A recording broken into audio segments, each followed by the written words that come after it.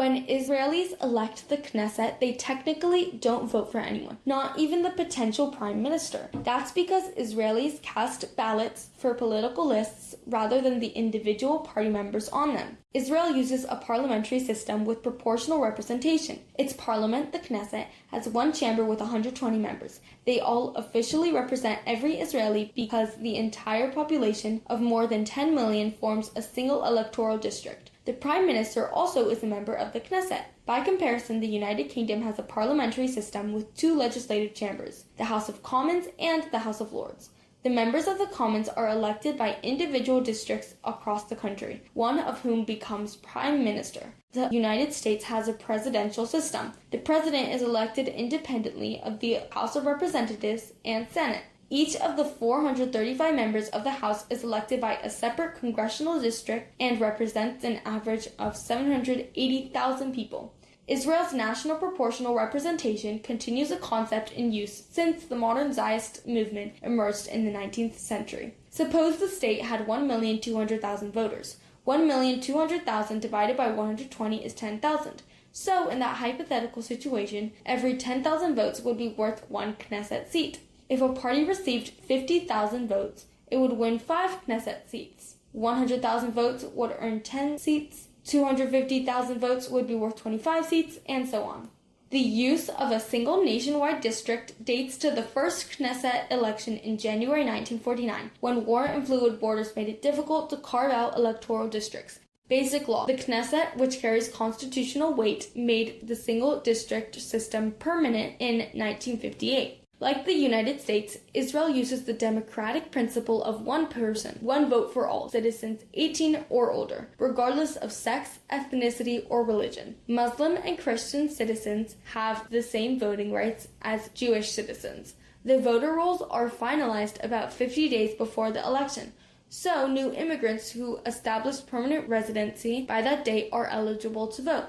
Unlike the U.S., Israel's election day is a national holiday, with few exceptions, mainly diplomats serving abroad. Israel doesn't allow absentee voting. Everyone votes in person on the same day. Israelis overseas must fly home.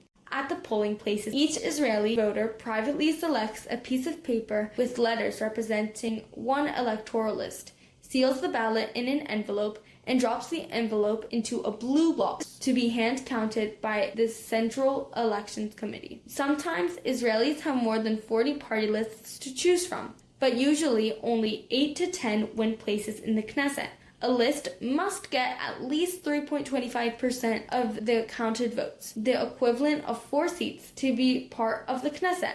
That threshold has increased several times since the first Knesset election, when it was 0.83% worth 1 seat. But it remains lower than the 5% typical in proportional systems. Because so many parties are part of each Knesset, politicians don't feel the need to join one of two dominant parties, as in the United States. Some even create their own parties, tied to their leadership and policies.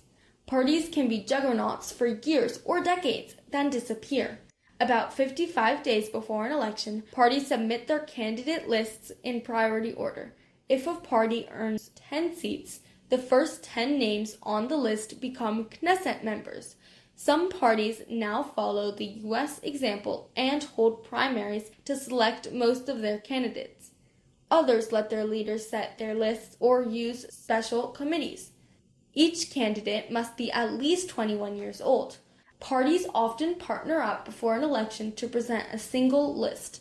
Sometimes they're trying to increase their chance to lead the next government, as when Likud and Yisrael Beitenu ran together in 2012, and Labor and Hotnuah formed the Zionist Union in 2015.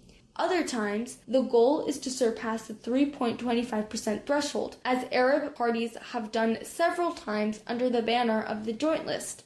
The parties have to make such agreements before they submit their candidate list. No single party or list has ever won a majority in the Knesset. So after the votes are counted and the seats allocated, the jockeying begins to form a governing coalition with at least 61 Knesset seats. See our Israel on Board video on how a government is formed for details.